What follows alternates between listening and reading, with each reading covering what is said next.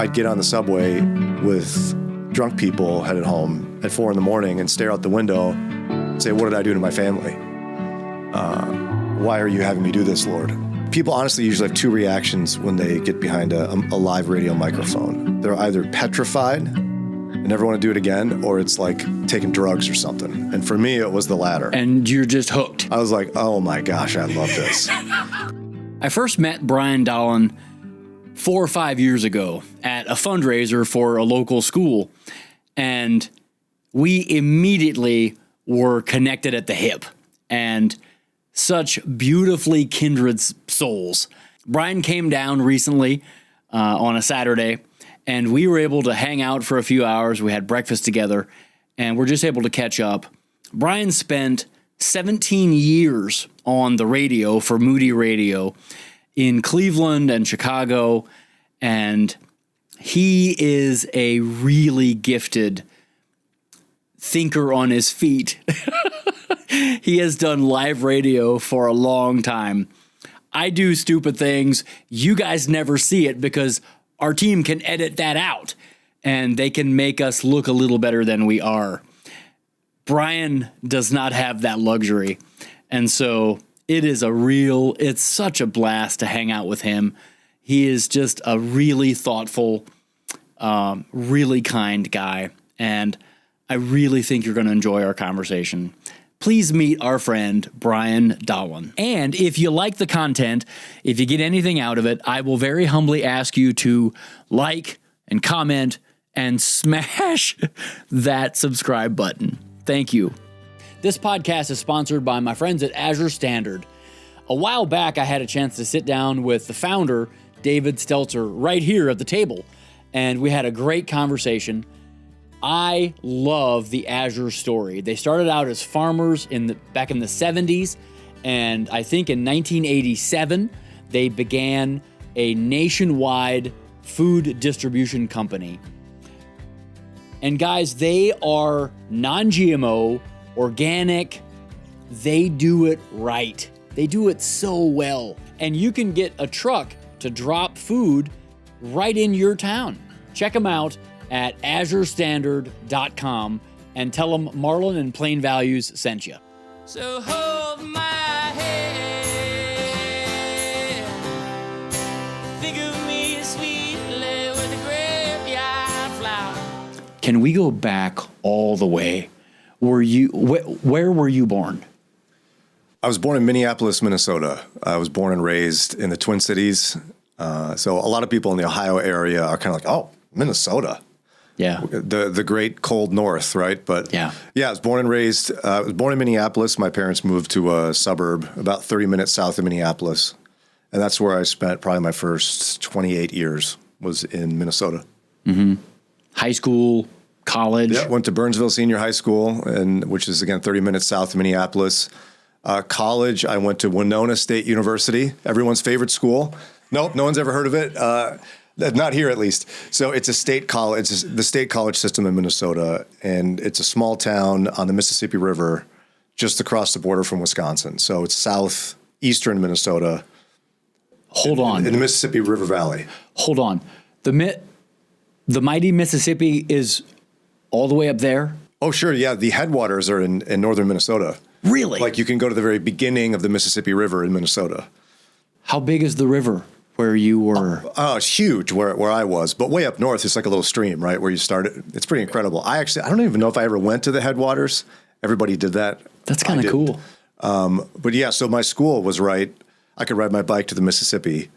And then I did my undergraduate degree there and then became a high school teacher in a first-ring suburb of Minneapolis on the north side of town. I lived in Crystal, Minnesota, and taught in Robbinsdale School District. Many people listening just yawn. Never heard of these places. Yeah. But it was a pretty big school. I mean, it was probably about 600 kids in a class at that school. It was a big high school. Wow. Taught public high school for about 6 school years. What did you teach? Social studies was my general area. I taught 9th grade because that's what they made you do when you were the new teacher, low in the totem pole. Nobody wanted to teach 9th graders, so that was geography. I taught geography the whole time, all 6 years. I taught 1 semester of psychology my first year, one section That was fun. Seniors and juniors taking an elective. And then taught Western civilization, which eventually, because nobody teaches that anymore, it's now world history.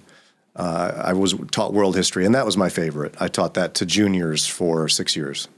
So at breakfast this morning, you told me that you went to Europe for multiple things. Yeah. For art and for history. And was that because of your teaching, or was it for something totally different? My family, I went to England as a kid, long story, too boring, in like elementary school. But then my parents took me on a European trip in college, my brother and me and some friends, and we saw a bunch of Europe. And then the cheapest way to get to Europe is when other people pay for it. So when I was a teacher, if you organize a group of students and you supervise the trip, when you contract with a company to take the students to Europe, what they do is they increase the cost for every student to cover the cost of the chaperones. So a colleague and I did 2 trips to Europe when I was teaching. One of them was 10 days in Italy and Greece. We started in Rome, and then where did we go? We stopped in Pisa. We went to Florence. We went to the Cinque Terre. And then we took a boat to Greece and took the students through Delphi and then ultimately into Athens. And then we did a second trip in Europe that was far too many countries, but we did 10 days where we were in Italy, Austria, Liechtenstein, Switzerland, and then I think we left. I forget where we flew out of. Germany. So you spent... And I didn't pay for any of the trip. The kids did. It's the best way to go. But you didn't have any time to... I mean, you were there. Yeah. Did you see a few things in each country? Or how did that actually go down? It was quick. But it seems like it could be kind of frustrating. Yes. But, we had a full day in Florence. And so my very favorite part of world history... I have 2 favorite eras, and they're generally taught together, Renaissance and Reformation, because historically they kind of butt up against each other. Renaissance I fell in love with in college when I had just a wonderful professor that taught that course. And I happened to be taking that college trip to Europe at the same time. And I was a geek, so I asked for an alternative assignment, so just skipping class. And since we were studying Renaissance art, he said, well, you're going to Europe. Go to these places and write a paper about it. And so while I'm learning about this, I'm at the Louvre and I'm seeing, great Renaissance works. And they have a whole Renaissance hallway where there was, some Da Vinci stuff, and obviously the Mona Lisa's there, and a whole bunch of other ones. And then when I was teaching it then when I was taking students there, and so I didn't care how long I had, but we went to the Uffizi in Florence to see the David. Is the Pietà over? The Pietà is in Vatican City, and the Pietà is one of my very favorites. Okay. I love that you know the Pietà. Yeah. Most people don't know about it, especially evangelicals are just like, the what? No, the Pietà is in kind of the... I don't know what it's called, but at St. Peter's Basilica in Rome, at the Vatican, it's one of the main statues there, and I think that's Michelangelo's greatest work. I've read many folks that say it is the single greatest piece of art ever. It seems impossible that he could. So for those who don't know, it's Mary holding the dead body of Jesus, cut in one slab of marble. It doesn't look like it should stand up, and actually, how big is it? It's enormous. It's huge. Yeah, it's huge. It's huge. In fact, you know the story around what happened with that. So you probably do if you've read a lot about it. Well, I think I do, but I don't know it that well. So he was a relatively new and unknown sculptor when he did that, and so he sculpts the Pietà, and it goes on display, and no one believed it was him at first. And so he went and carved his name into the bottom of, like Michelangelo, it says at the bottom of it, just to prove that it was him who did it, because it was so incredible. That's unreal. But his favorite work of mine is on the back wall of Sistine Chapel. People love the Sistine Chapel, and he wasn't a painter when he did that. He was commissioned to do it. He was a sculptor. So he laid in his back forever on scaffolding and painted the ceiling. That's why a lot of his art, his painting, looks like sculpted people, because that was his primary art, right? Well, the back wall is called the Last Judgment. Have you been to the Sistine Chapel? No, I've never been to Europe at all. You got to go. We'll go. We should go together. Oh my goodness. I would love it. I'm in. But yeah, so the back wall is the Last Judgment, which is supposed to be in the last the final judgment where people are either going to heaven or going to hell. And Like the Great White Throne. Essentially, but it's a depiction of angels pulling people into heaven, saints into heaven, and pulling people into hell. And there's portions of it that are very famous. There's a guy that's like got this horrible look on his face. He's being pulled into hell that a lot of people know. And that's just a small little portion of it. Okay. It's incredible. It covers the whole back wall of the Sistine Chapel. When did Dante write The Inferno? Yeah. I don't remember the years. It was part of the Renaissance. I thought so. It was 14 or 15, and something. That thing is insane. I mean, people actually in pop culture, people have come to think of hell in that way, even though it's totally fictionalized on his part. His with all the layers and yeah. His sadistic creativity is pretty breathtaking. Yeah. I may have tried to start it a few times, and I'm trying again now, but I'm not getting anywhere. So yeah, I found it's more interesting to actually. There's some artists who've done depictions of it, and if you can just get to his descriptions of what each layer of hell is, it's just like you're familiar with the pit of hell and his depiction. Yeah. For those who don't know, it's crazy, right? So there's 3 people in the pit of hell: Brutus, Cassius, and Judas. Yeah. So the 2 men that murdered Caesar, which again, interesting. Theologically, what? Right. I mean, you shouldn't kill people, but they're hanging out with Judas. It's a 3-headed beast that slowly eats them and then regurgitates them and resuscitates them and eats them again for eternity. That's the pit of hell, if I remember it correctly. But there's others that, I mean, I don't remember them all, but it's sick, it's twisted, it's disgusting, and each layer is a perceived worse sin. Yeah. Like the penalty for the... These are the liars. Yeah. These are the swindlers. These are the adulterers. These are the ones... They each get their own level. It's unbelievable. I've not read it. I've read excerpts, but I don't know how many people have gotten all the way through it. Some people have, but I'm not that nerdy. I'm just a little nerdy. I like excerpts. Oh goodness. So you're I love teaching. I rarely get to talk about stuff like this. It's fun. So you're teaching high school. Yes. Outside of Minneapolis. Uh-huh. When did you and your wife get married? We got married June 28th, 2003. So we got married about a year after I started teaching. June 28th. June 28th. Is that your anniversary or something? We got married June 28th, 2002.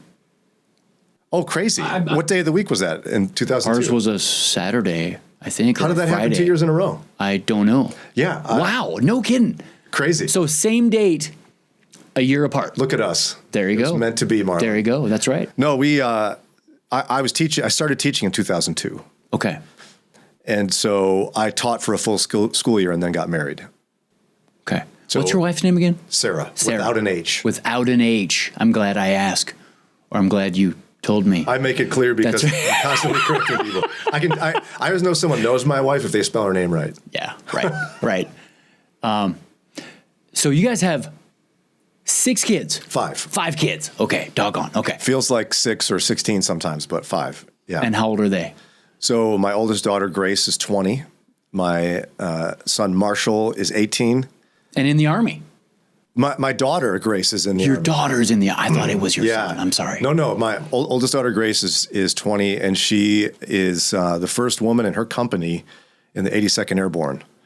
So she's in the U.S. Army in the infantry and made it all the way to the 82nd Airborne. We're very proud. Kidding. She gets her toughness from her mother, not from me. Wow. And it's been incredible to watch. There are very few women in the infantry in the U.S. And in fact, they've only been allowed to be in the infantry since 2016. But in combat roles, it's even more difficult because they don't have different standards. Yeah. They never have in the 82nd. And so she was able to make the standard to get into the 82nd. Can we park there for a second? Yeah. How do you, as mom and dad, feel about your daughter being in the infantry, in the Army? Not that can I bring a little bit of context? Yeah. Because there's a lot of different areas we could go in. Right. Different feelings. Right. I should clarify. I'm sorry. I'm not very good at this. Yeah, right. So if you know Doug Wilson from Cannon Press. Sure. Doug is a bit of a firebrand, right? Yes. Obviously.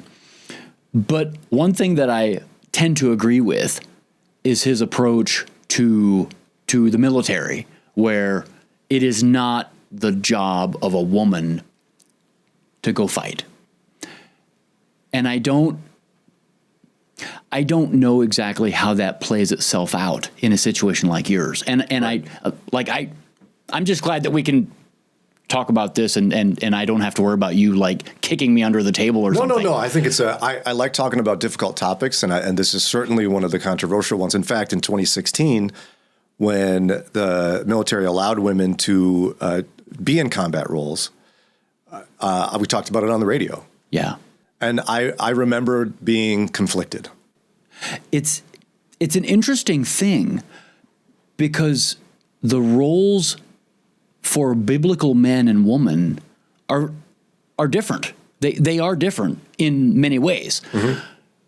But I also am not dumb enough to think that a woman can't do a lot of the same things that a man can do.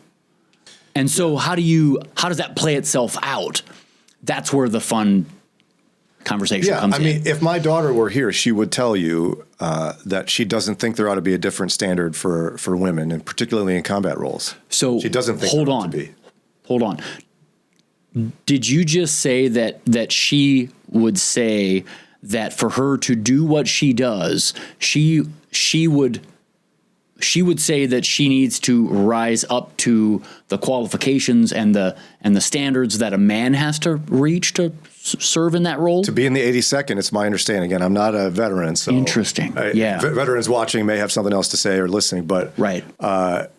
To be in the 82nd Airborne as a woman, you can't. There's no woman standard. There's no drop standard. Down. It is you are going to be here. Reach this standard, and that's it. Which is why she's the first woman in her company to do it ever. Wow. And it's 2025 when we record this. So She would tell you there ought to not be a different standard. Now, I mean, if you talk to veterans from, the 70s, 80s, 90s, the overall standards have changed for all military, not just men. Some of the expectations in terms of physical fitness have declined a little bit. But anecdotally, I think some of that as well is because lifestyle in America has changed so much that, like, as my daughter would talk about, drill sergeants were indicating to her that essentially people used to come more combat ready into boot camp, as in when people lived a more aggressive, a more active lifestyle. Yeah. You weren't getting somebody off of a couch in front of video games into boot camp, but that's more what they're facing now. And so they have to, you can't keep the standard where it used to be, but you can bring people up to the standard that's necessary. It just may not be the same starting line, if that makes sense. It makes total sense. But yeah, no, she makes total sense. And physiologically, I was fascinated by this. I would say just conservatively, about half the women that started with her in boot camp in the infantry didn't make it to the end. Really? To where they quit? No, a lot of them physiologically, it was primarily their hips. They would get stress fractures and fractures in their hips, and they physiologically and physically couldn't make it through. Yeah. Not psychologically. They were tough enough. They were tough enough, but their bodies were not able to stand. Like a couple of her friends were forced out because of some fractures in their hips. Wow. Because of the toll it takes. And in fact, she has to decide long term how long she wants to stay in the 82nd, because it's, when you drop out of an airplane at like 1,200 feet or less, it's not skydiving, it's not parachuting. You are jumping out of an airplane and landing at about 20 miles an hour. And you learn how to fall. Ooh. All the training in airborne school is feet and knees together. Here's how you collapse onto the ground. And so it's not good for your body to do that. But she has always been into strength training. So she would go to weight rooms all the time in high school, and she loved strength training. So I think that physiologically she had enough muscle tone and tendon strength to be able to make it that far. Wow. That's really fascinating. Yeah. Well, thank you. It's a unique it's a unique aspect of my family and of my daughter. I'm very proud of her. Yeah. I appreciate that you asked that question, because a lot of people are more like, Brian, are you okay? It's scary, combat. Well, I've got a couple answers to that. I try not to think about the combat part of it, number one. We'll cross that bridge if we get there. Number two, my wife and I are passionate about allowing our children to go where the Lord leads them, not where we want them to go. And I think a lot of parents, especially in American culture, either live vicariously through their children or compel their children onto a path that they're not interested in. And so we really want to guide them into do what they want to do. She did a year of undergraduate school at University of Toledo and didn't like it, and it wasn't a good fit for her. And so she said, I don't want to do this anymore. I want to go in the Army. We said, okay, go. But the other aspect of like the fear part of it with military is, as she would tell you, warfare has changed so much that warfare is drones and Air Force. When's the last time ground troops went in somewhere other than like Ukraine, right, for some serious ground battle? Like, warfare has changed so much that the odds of her being in some sort of intense, even urban combat is just not likely. Yeah. The way warfare has changed. So I'm not too nervous about that. Yeah. Did, it's, the whole, okay, I'm going to back up. Yeah, sure. Years ago, I read a book called On Killing.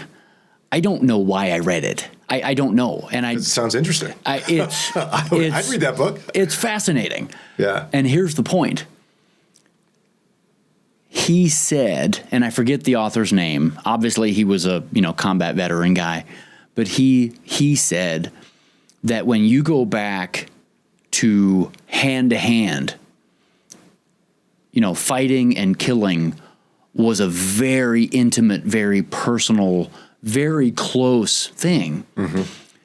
Then you put a rifle in someone's hand, moving from a sword or a dagger to a rifle, and it changes the game entirely. Oh.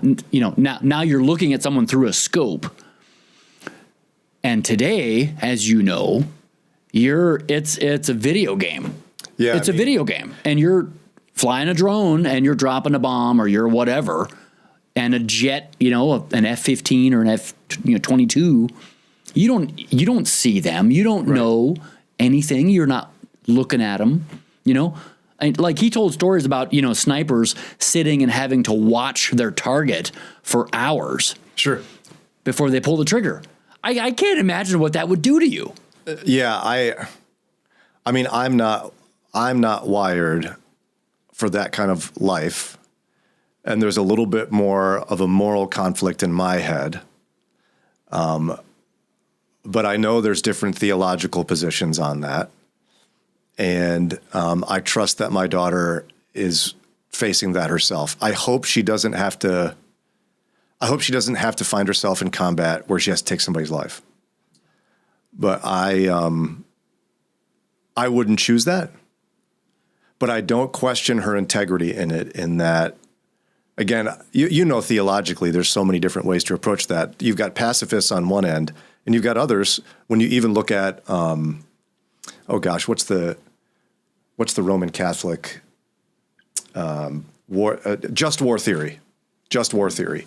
Just war theory would take you down a road where there is justified military action.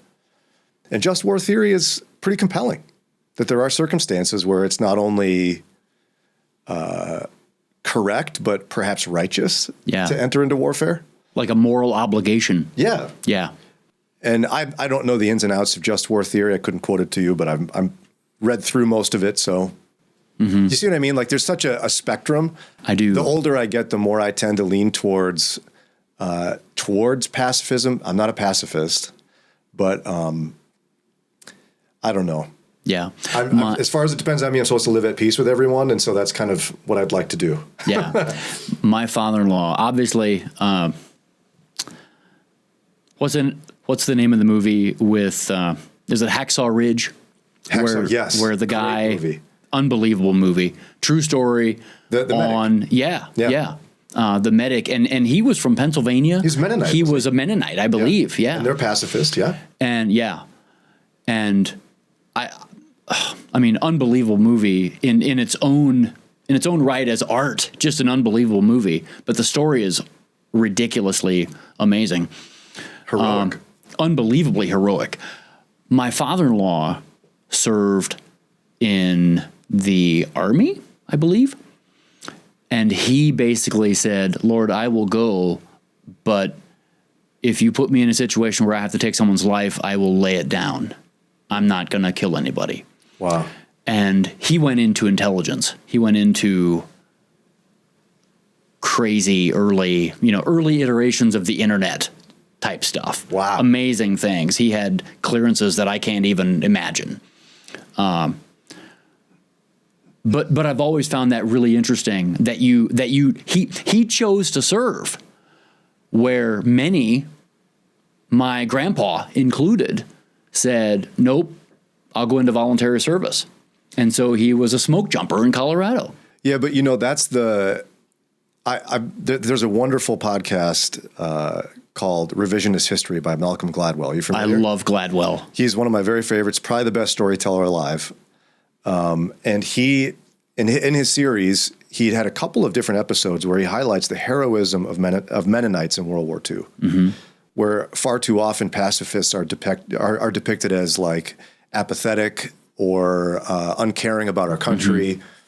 And he did maybe a 2-part series on the Minnesota starvation experiment. Have you heard about this? I think I have. It was a group of Mennonites who volunteered as an alternative to military service. I do remember it. Under the supervision of doctors and scientists at the University of Minnesota to systematically be starved almost to death so they could learn what happens to the body and then how you can successfully bring someone back from starvation.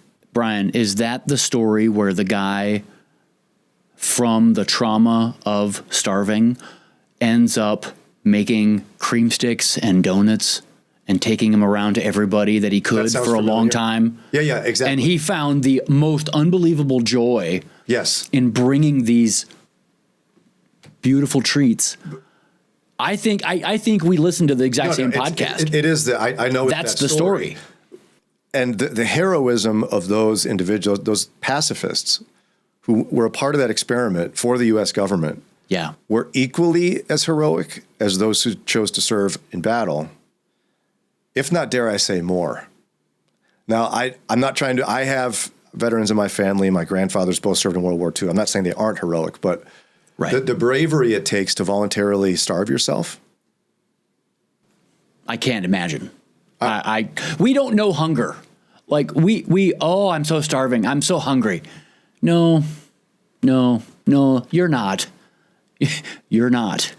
Yeah, and I think that was Malcolm Gladwell's point, was to make sure when you look at the story that you don't look at those who are pacifists as unpatriotic or lacking in courage. He likes to re-examine things in history. And so, again, I'm not a pacifist. I'm not saying that, but I think they often get a bad rap. And when you learn about what they did, it's pretty incredible. Yeah. A smoke jumper, I mean, come on, that's not small stuff. It's not, yeah. And early on, those Amish and those Mennonites, there were a few, and I don't remember the details of the story. I should know this, but there were a few that were imprisoned.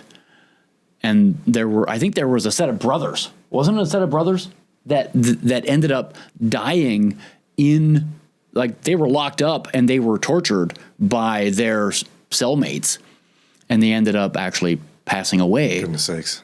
Because of that animosity, towards the.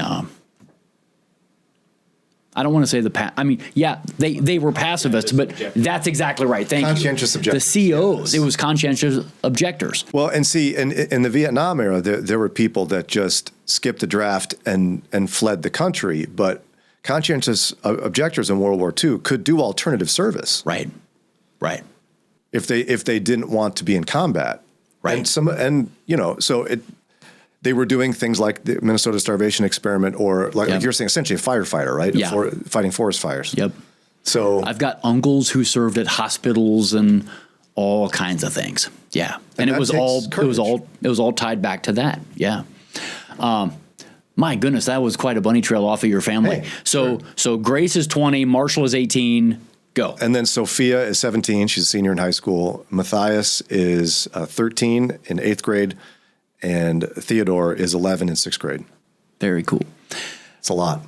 That's a lot. And you live up outside of the Amish community up north. Yes. I live outside of Garrettsville, Ohio, which has a smaller Amish community, although Middlefield, not too far away, as I think like the 5th largest Amish settlement in America. I think it is. I don't know if it's any larger than where we are here in the Sugar Creek area, right? But It's a good bit smaller than here. so Because Holmes this County ranked, is right? This is number 1 or 2. Is it? Yeah, Lancaster, Ohio, or I'm sorry, there is a Lancaster, Ohio, but Lancaster, Pennsylvania is number 1 or 2. Excuse me. And then Holmes County, Ohio is number 1 or 2. And they kind of take number 1, every so often away from the other one. But then I think there's an Indiana, settlement, and then I think you're right that the Middlefield area is number 4 or 5, I think. So, Yeah. but it's a big area up there for sure. Yeah, we love it there. It's a little 5.5 acre. I won't call it a farm because we're not farmers. I'm not doing actual farm work. I don't want to offend any farmers.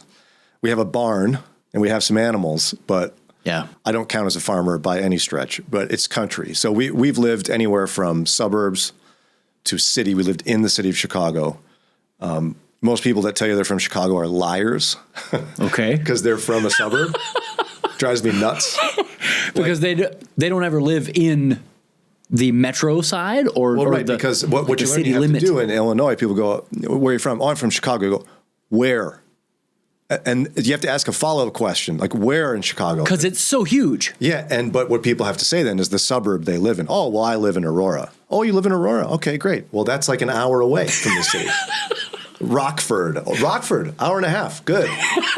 I knew people who lived an hour and a half away in Northwest Indiana, a different state, who would say they're from Chicago. I lived in Chicago. I was a resident of the city of Chicago. Not that I'm all that proud of that. Just for clarity's sake, I lived in Chicago. And now we live in the country, and that's kind of where we'd like to stay. How long I'm sorry. How long ago did you start working for Moody Radio? I started working for Moody Radio in June of 2008. Okay. And then wrapped up my Wow. time with them in May of 2025. How did you get into radio? How did that work? So back way up, and I don't remember, I've never really kept track of the year, but when I was living in Minnesota and teaching high school, my church at the time, a small little AFLC Lutheran church, Association of Free Lutheran Congregations, conservative Lutheran church, they bought airtime on a small AM radio station called KKMS out of Minneapolis. And the pastor did a 2-hour show. For most of the time, it was just him, but he would also do Bible Q&A. He was a big personality. And I was a guest on the show once. I think it was even an anonymous guest talking about being a Christian, a public school teacher. Mm-hmm. And when people honestly usually have 2 reactions when they get behind a live radio microphone. They're either petrified and never want to do it again, or it's like taking drugs or something. And for me, it was the latter. And you're just hooked. I was like, oh my gosh, I love this. So I was able to be a guest again. And then eventually I volunteered. I was like, hey, you guys need help? I love this.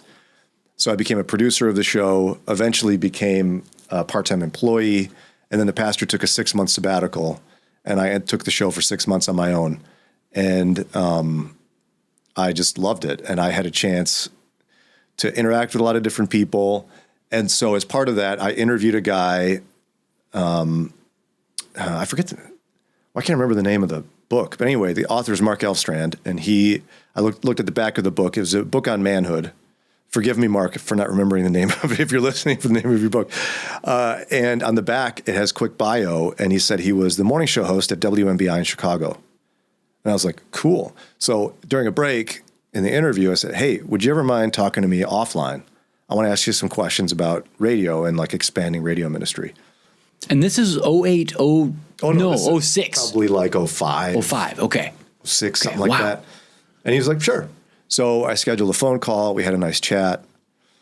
Long story short, I had family who were like, you should look into maybe changing careers. And I was like, people don't work in radio. It's ridiculous. Who does that? I'm a teacher. I had a master's degree in education. What, am I just going to stop teaching? Yeah. And so the Lord did what he was going to do, which is oftentimes he pushes people who are too stubborn like me.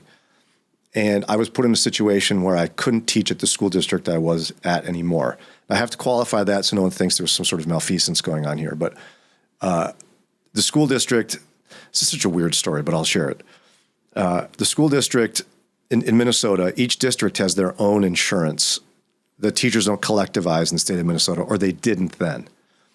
And so it's a small pool for health insurance. And somebody in human resources at the school district thought it'd be a great idea to take bids, take the lowest bidder always undercuts their cost, dump them after a year and go to the next one. So we just kept getting new cards every year. And I was like, okay, whatever, I don't care, as long as I have good insurance. Well, pretty soon they ran through all of the insurance companies. Nobody else would take bids. And so one year our premiums doubled. And then the next year it doubled again. And they tried to deceive us in this, in that the premium, they just changed the title of the column so that when it doubled, it was like, you know, oh, this is actually the payment It's something else. Not once a month. Oh. And I caught it at a student teacher at the time, and it was untenable. It was a $900 premium a month and a $5,000 deductible in the early 2000s. And I had 2 kids and a pregnant wife, and I was the primary breadwinner. The math didn't work. Yeah. I couldn't keep teaching there. So I had to either find a new place to teach or change careers. And so I was like, all right, Lord, what do you have for me? I applied to work at Target Corporate Warehouse. Their corporate office is in Minneapolis. I applied at some school districts in town, did some interviews. And a buddy of mine at church forced me. He's like, you just got to write to that guy from Chicago. Just write to him. I go, what am I going to say? I want to be in radio. I'm a teacher now. I want to be in radio. Help me. And he was like, yeah, essentially. So to humor this guy, I wrote an email. I said, hey, you remember me? It's Brian. If you're ever in Minnesota, I'd love to take you out to dinner and pick your brain about being in radio because I'm thinking about changing careers. Send.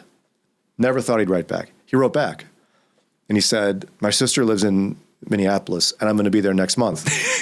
You can buy me dinner. And I was like, okay. So I went to dinner. Wow. I bought him dinner, and in the midst of the conversation, we hit it off. And he said, well, I wish I would have known you were looking for a job. I would have hired you. I said, excuse me? I went home that day and said, honey, I think we're moving to Chicago. And she said, well, you might probably go in by yourself because we're not moving. Our families are all there. And can I just say, I love stories like this. I love stories like this because there's this conflict just waiting to happen with you and Sarah. Like she essentially was you're like, going by yourself. If you're going to go, we'll have to get divorced or something because I'm not doing this. But it was so clearly the Lord's plan that, I mean, every door shut in front of me. I could tell you more stories about, like I had an interview with the superintendent of a school district that just went south. And I thought I was going to get a tap in at that school district. It was the only door open. And bam. And I had a tenured teaching job. And for those who aren't familiar, unless you break the law, you don't lose your job for the rest of your career. So I had a guaranteed job in a union the rest of my life. And I quit. And we packed up our stuff and moved our babies to Chicago. And wait. That guy, Mark, said... He advocated for me. He did. So there was another job open at Moody Bible Institute for Moody Radio that I applied for and got a letter of rejection for because they're like, your qualifications don't fit. Of course they don't. And I wrote to him, I said, hey, just so you know, I applied for that job. They sent me a letter because that doesn't fit. He went into his supervisor and said, this is crazy. We got to hire this guy. I want to hire this guy. Why did he say that? I have no idea. I don't. He saw something in you and Connected. He saw something in me. He needed a producer at that time. He had just had another turnover, and he said he stuck his neck out for me, and he shouldn't have. There's no logical reason for him to do it. wow. And so even though I got a rejection letter, he convinced the program director to take a chance on a school teacher from Minnesota. But at the time I was 28. 28-year-old. I mean, everybody thought there were whispers in the hallways about what is he doing hiring that teacher? What does he know about radio? Nothing, really. I was self-taught. So the learning curve was very steep. But I got offered a job, took a pay cut to quit a union job and move to Chicago. And just because we knew it was the Lord was calling us to do it. It was really hard. We left all of our family. I remember because it was a morning show, I'd go to work. I'd get up about 3 a.m. and I'd get on. We lived right off the L tracks. If the L is the subway, but it's above ground in Chicago. Yeah. The red line, we didn't know this at the time. We rented an apartment. We were the 3rd level on the 6th flat, and it looked straight out onto the L tracks. It was totally level. They were elevated, and so it was an alley and the L behind us. Oh, man. And we moved in. We didn't know that the only 24-hour line at the time was the red line. And you were right 24 there. hours a day, the subway ran behind our house. Well, I took that red line. That's why we moved to it, so I could take it downtown. I'd get on the subway with drunk people headed home at 4 a.m. and stare out the window and say, what did I do to my family? Why are you having me do this, Lord? But at the, very long story short, it ended up being the career path the Lord had for me until now when I got laid off in May. But wow. Yeah. So how did Sarah come around to seeing it? What happened there? She would tell you it was just, it was the Lord. She prayed about it, and it was so clearly what the Lord had in front of us. It was the only option I had. Wow. To change careers and have any sort of future at that point. And I really wanted to do it. You just felt it. Like it was. It was both God's will and a deep desire. I had begged the Lord for the opportunity to get into. I knew I wouldn't retire in teaching. Mm-hmm. I liked it, but I knew I wouldn't retire in it. And being in radio, I thought would be a dream. And nobody goes from not in radio to major market. So the way radio works, right? It's ranked by market size. And there's only 3 cities that are major market radio stations. Like to be considered a major market radio station, You're either in New York, Los Angeles, or Chicago. Chicago's the You go from nothing to number 3. To number 3. And in radio, morning show is the pinnacle of what to be. You'd think it sounds horrible for hours, but that's where the destination is. That's the most listened to time in radio. So qualify that. Are we talking 6 to 9? We talking 9 to noon? That show was 5 to 9. 5 to 9. Most markets it's 6 to 10. But so I went from not in radio, like on a little AM station that I wasn't employed by. We bought time on, to producer of a major market morning show, which again, wow, apart from a work of the Lord and a major market radio talent taking a risk on me, I wouldn't. It's unheard of. Never happens. Never happens. So it does a little bit more now, but back in the day, never. So, and that probably happens more now today because of podcasting. Somewhat, yeah. Although the radio world is changing a lot. Where, it used to be. In major markets, if you were the morning show on a secular morning show, you'd be making over $1 million a year. What? Oh, sure. There were people. Oh my goodness. The top radio talent in Cleveland, Ohio in the 1980s was probably making $500,000. In the 1980s? That is like making $1 million now. Because it was you got to remember back in the day, one of the only ways for marketing, one of the primary avenues for marketing was radio. Yeah, television, radio, and newspaper. It was those big 3. Well, that's changed tremendously now. So the value of the job has dramatically reduced, and the value of the medium has reduced when there's more competition. Yeah. So it's not nearly as lucrative as it used to be. And so not many people make a living at it anymore. And what Moody did by shutting down all their local stations is the way of the industry. Salem Communications did something very similar. They sold off all their music stations. And so, K-Love is a popular network. They have one morning show on thousands of radio stations. That's out of Nashville. And it's impersonal, and it's... And that's the same with now all the Moody radio stations across the country have one morning show originating in Chicago. Great guy. I know Carl's a great guy. He's a friend of mine. Happens to be on the radio station I used to be on now, but... This episode of the Plain Values Podcast is being brought to you by my friends at Kentucky Lumber. Derek and I were talking this morning, and he shared a story about how they like to do business. And they like to do business with people that are like them. And they like to be treated in a way that they treat their own customers. He told me about a customer of theirs that he had to fire. And this was not going the way that it typically does. And this guy was not being happy with anything that they did, and nothing was good enough. And finally, Derek said, you know what? You've disrespected my team enough, and I think we're done. And so you can go find your lumber someplace else. And the attitude and the heart behind the way that Derek sees the world is exactly the way that I see the world, and I have a hunch you might as well. If you call Kentucky Lumber, just know that they might fire you if you treat them poorly. I'm kidding, of course, but they will treat you with the utmost respect because it's how they want to be treated. And I think there's a golden rule thing in there somewhere. But if you need anything at all to do with any, lumber, wood flooring, wood siding, any type of wood product that has character just baked into it and a great team to match, call my friends at Kentucky Lumber. You can find them at drywallhaters.com. So you were in Chicago, you were doing the morning thing there, and taking the L and saying, what are you doing here, Lord? Yeah. How did you leave Chicago and end up in Cleveland? Again, God's grace and the unmerited favor of a couple of leaders in the organization. There was, they became dear friends. My friend Scott Cruz, who now runs the KHCB network in Houston.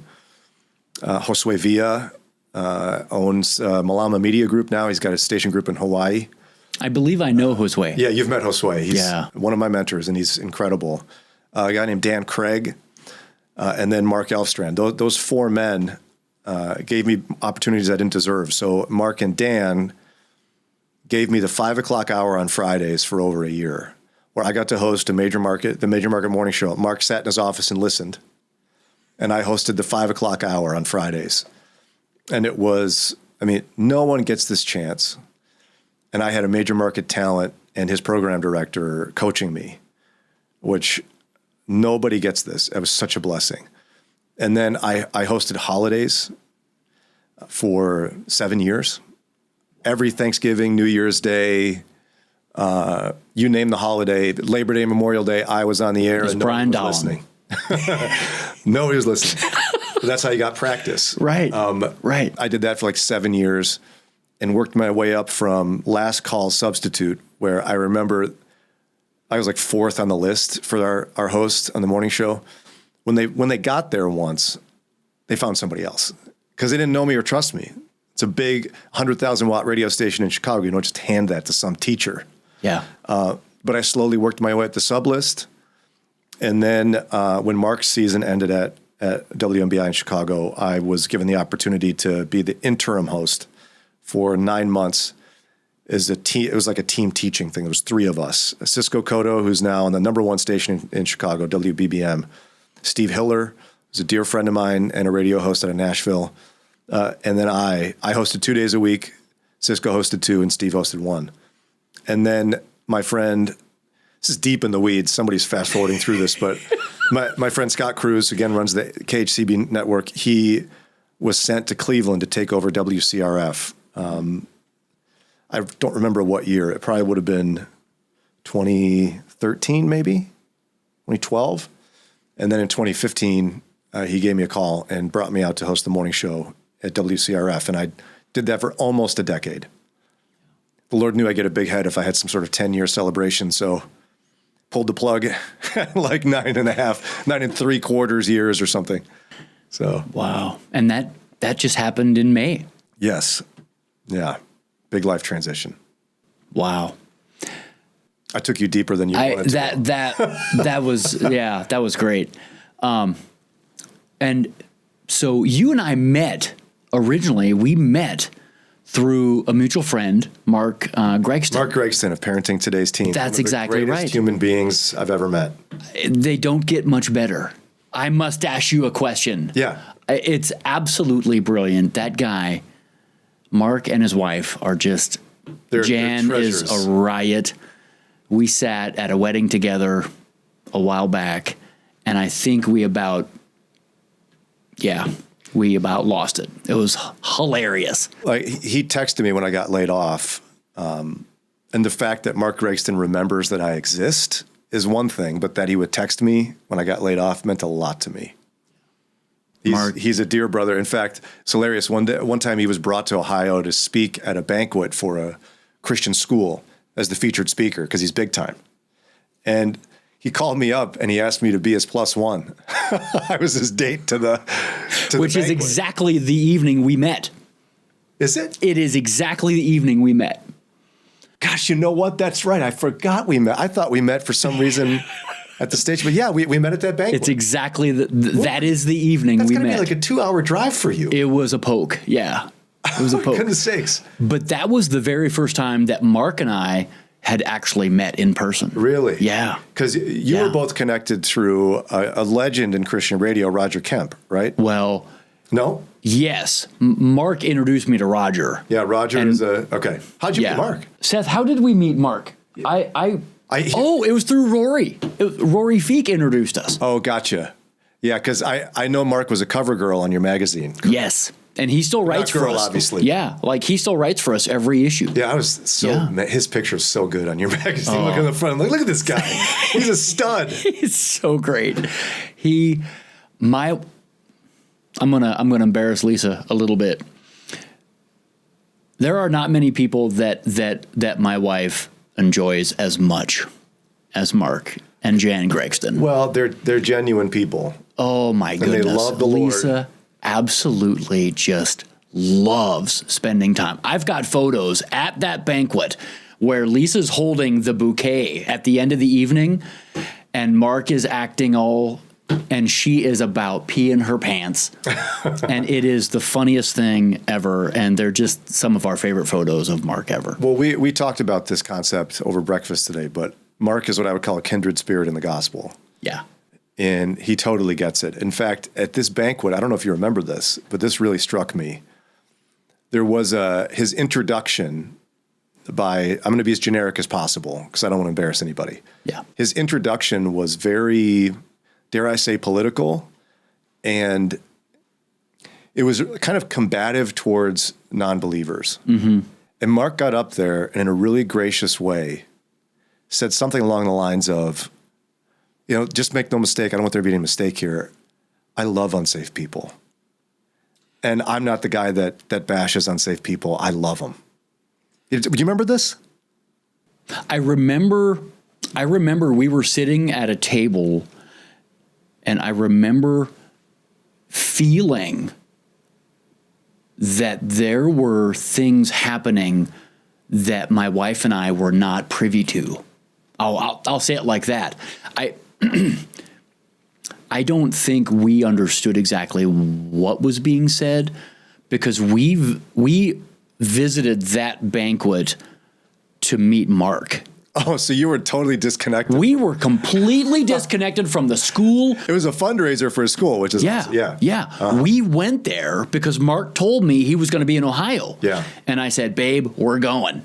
And we got babysitters and we took off and we walked in as it began. Like, I don't even think we were there early. Like, we weren't on time. But we got there and I remember that there was a bit of bit of a kerfuffle, if I can, say it that way. And no one. He was so gracious. More gracious. He managed to kind of steer the ship, but distinguish himself very clearly. The speaker the year before was much more in the. Phrases are so. I hate using some phrases because they're so loaded, but I think this previous speaker was a little more Christian nationalist. Mm-hmm. Take that for what that's worth. Not saying you can't be a Christian and be a patriot. Okay. But that was more the bent of it. And Mark is not that person. He's all in for Jesus. He loves America, but he's all in for Jesus. Okay. So he had to get up there and very carefully just be like, hey, if you're looking for that, I'm not your guy. But I do love unsafe people and I love Jesus. And he just kind of turned and then he took over the room. He was spectacular. Oh, he was unbelievable. The stories he told are just they're some of my favorite stories of all time. Well, he canceled on me once on I did live radio for 10 years and he was scheduled to be on the show. And every time he would come on, we would play that. Is it Waylon Jennings or somebody did Deep in the Heart of Texas? The stars that night are big and bright. Deep in the heart of, I don't think I know that song. It's this cheesy thing. And he would laugh every time because we were just ripping on Texas. And he didn't show up this one time. He texted me, I'm so sorry. Our baby deer got away. I couldn't be there. I was like, Mark, what you washing your hair? What? That's the worst excuse I've ever heard. It's a horrible lie. Come up with your dog ate your homework. Would you stop it? And he goes, no. He sent me a picture. Like they had found an abandoned baby deer and nursed it back to health. Had like a harness on it. And I forget what they called it. But anyway. That guy. Best excuse I ever heard for missing a radio interview. Final thought on Mark Gregson. I don't know of many people that are his age that have a healthier motor on the back of their end. I don't. He goes and goes and goes. He's got more energy than. It's unbelievable. Yeah, unbelievable. Check out Parenting Today's Teens if you haven't. He's amazing. Or Plain Values. Right. Well, right. That goes without saying. I'm sorry. In fact, the best write-up about Mark Gregson you probably find within the pages of Plain Values. Could be inside Plain Values. Many issues. Get them all, actually. Get them all, yes. Now, let's go back to something that I want to peel back a layer of the proverbial onion on. At breakfast, we were talking about that kindredness. Mm-hmm. Did you go into radio with the mindset of discipleship instead of, or not instead of evangelism, but was that your focus from the start? No. I don't know if I got in for a good reason or not. I got in because I was so annoyed with Christian radio. I liked being behind a microphone, but what I discovered when I got behind the scenes, and this is not a reflection of my friend Mark, my fart, my friend Mark. We're definitely leaving that in. Yeah, leave it in. My fart, yes. My fart Mark. My friend Mark was an exception to this rule, but a lot of times what happens on Christian radio is people come from a place of success and righteousness and try to teach you from their successes and try to give you the right answer, and they put a pretty bow on life. It's like, and isn't God awesome? Here's Chris Tomlin, and then you play God is great. Right. And then the mics turn off, and then they turn and talk to each other, the guest, other people in the studio, and they tell you what they really think. And they share I thought the most compelling things happening on Christian radio were behind the scenes, because there were people who were being so rehearsed, dare I say, disingenuous on the air, pretending to be the ideal Christian because that's what they thought you're supposed to be on the air. When their lives are in shambles. Yeah, or when the truth is something else. Like right. For example, I know people have different ideas on what is appropriate for Christians to watch or not, but I remember there was one guest in particular who came on and gave this really powerful, very hyper-spiritual discussion on prayer. And then behind the scenes was passionately telling me how much they loved, remember House of Cards on Netflix? I do. Powerful series, not a Christian series by any stretch of the imagination. One could make an argument for watching something like Breaking Bad or House of Cards to see the destructiveness of sin. Right. We're not going to go down that road. But I was struck by this person who gave the persona on the air of, I'm the ideal Christian. But all they wanted to talk about was House of Cards. Mm-hmm. And so I actually started mostly on a podcast. I started a podcast years ago. It's no longer around. It was called What Did They Say Now? It was me, my friend Courtney, and Barnabas Piper, who is John Abraham's brother. Well, yeah. Do you know Abraham Piper? He's an atheist. I believe. Yeah. And his dad is John Piper. Yes, preacher. Right. Barnabas, from Minneapolis. Yes. Yes, Barnabas and I, we haven't talked in years, but he and I were colleagues at Moody. He worked for Moody Publishers at the time. So the three of us did a podcast called What Did They Say Now? Where the whole premise was you're going to eavesdrop on a real conversation among Christians. What did they say now? What did they say now? I don't even think it's available. I have the archives personally, but I'm not even certain it's still in existence. We stopped production in 2015. Okay. And there were some other iterations of personalities on it, but we were, at the time, there weren't many Christians doing that. Like, what if we had a really honest conversation about really difficult topics, the messiness of the Christian life? Mm-hmm. Mm-hmm. And that's what we did. It didn't get a lot of traction. We had some listeners, but that is where the concept of the way I did radio ministry was born, mm-hmm. where I would rather talk about really difficult issues from a faith perspective in an effort to help people live out Romans 12:2. Romans 12:2, yep. I'm not going to quote it verbatim, but it's essentially, let God transform you into a new person by changing the way you think, is the NLT. Yeah. Let the word God. Renewing of your mind. The renewing of your mind, but I think the NLT translation is much more apropos of how we speak today. Let the word of God change the way you think. Yeah. We should always be adapting our way of thinking to what the scripture says, not what our heart wants us to, or what feels right or sounds good. Whether I like it or not, as Luther said, my conscience is captive to the word of God. Mm-hmm. So my radio ministry has always been built on, I want to challenge you to think differently. Mm-hmm. And that in and of itself is, I believe, a form of discipleship. Mm-hmm. Doesn't encompass all of what discipleship is, but challenging people to grow in conforming their thought life and their perspective on life and their ideology towards that of Christ, mm-hmm. Is, I believe, a form of discipleship. And that's where it was born out of. Do you obviously know John Eldridge? Yes. Do you know of... I don't know him personally. Do you know there's his sons and the magazine that they created? No. Seth, would you run upstairs and get our copies of And Sons? They're above Matt's desk. Okay. Yep. John and his sons. Seth, everybody. Seth, that's right. Seth Yoder. John and his sons, and forgive me, I don't remember the sons' names. I think there were 2 or 3 of them. Years ago, they began a print magazine, digital roots, and then moved to print, or I'm not sure. But it was called And Sons. Really, really well done. Really well done. And they took that tack completely. They talk about the hardest things. And very openly, very frankly, in incredibly authentic ways. They didn't sugarcoat it. That's what people need. That is so... It took us a while to cultivate an audience that understood what we were doing. Mm-hmm. But once we did, the brokenness people were willing to share and the challenges people faced are really what people need. They don't need you to help them. I mean, people need you to help them figure out how to pray, of course. Right.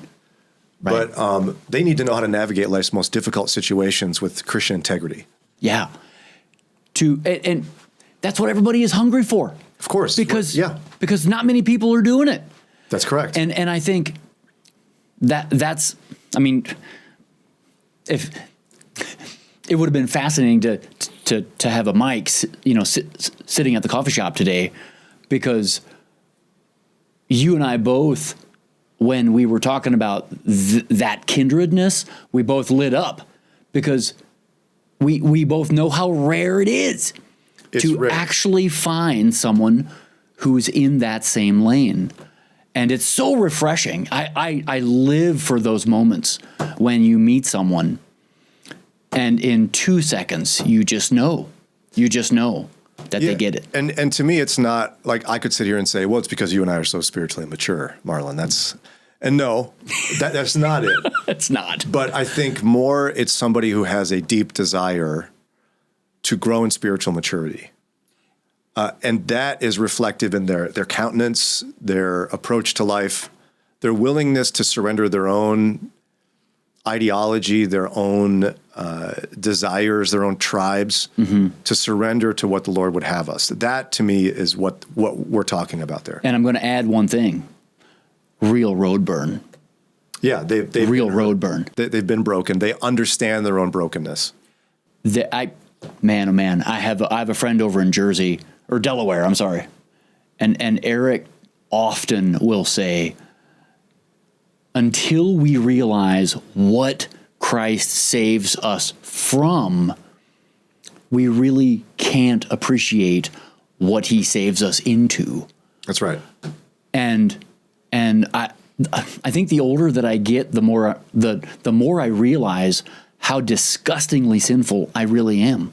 And I say that knowing I am incapable of knowing the far-reaching nastiness that is in me. But that's the disposition of a believer. But the catch is that far too many people don't understand that doesn't create a sense of dread. It doesn't create a sense of guilt. I had a pastor friend, his name is Doug Seletsky. He's amazing.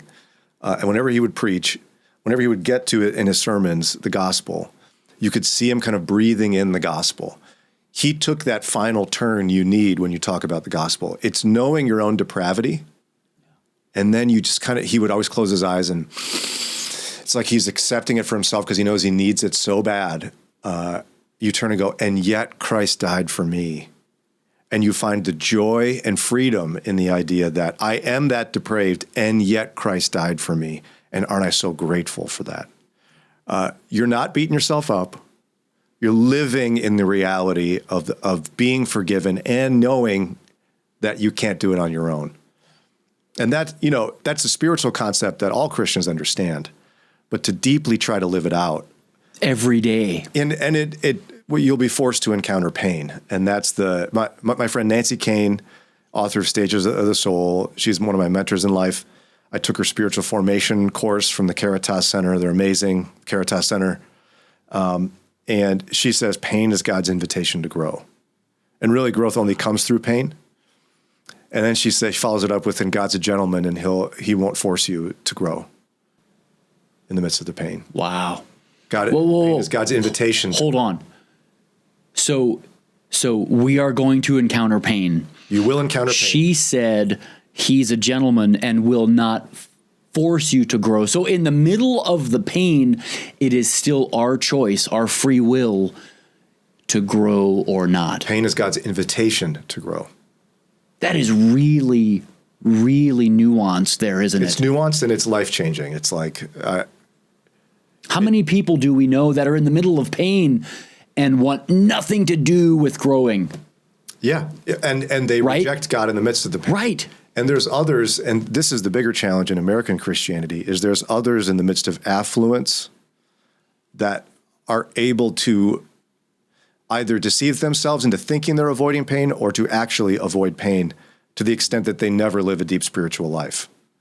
And this is where, some evangelicals are uncomfortable with spiritual formation as a concept. It's become much more acceptable now, but Nancy's spiritual formation program is unparalleled. And it's really talking about how do you grow an intimate relationship with Jesus. It's not an intellectual pursuit, it's an emotional pursuit. And her and her husband who run this program are psychologists. And so the premise of what they do is that you can't be spiritually healthy unless you're emotionally healthy. And I believe that to be very true because a lot of people with a warped sense of who God is comes from a painful past, painful emotional past they won't address. Right. Like I remember anecdotally one gal I overheard at one point in the program we were being invited to spend an hour with the Lord, okay, every day in prayer, fellowship with the Lord, maybe even in silence. And she's like, well, that sounds kind of scary. And turns out that idea of spending time with the Lord is scary is born out of her father figure in her life was a scary person. And that emotional pain translated into a warped sense of who God is. And so half of their spiritual formation is essentially counseling, because even Christians in America who grow up in a wealthy environment, you can avoid your pain or you can face it. We all have pain. It may not be poverty, but it's certainly going to be emotional pain, unaddressed trauma of some sort that is keeping you from growing closer to Christ. And that'll open up your whole world. And it's people who often have experienced pain and accepted God's invitation that walk on that road to spiritual maturity. Like there was Nancy told a great story too of, she had a friend who worked at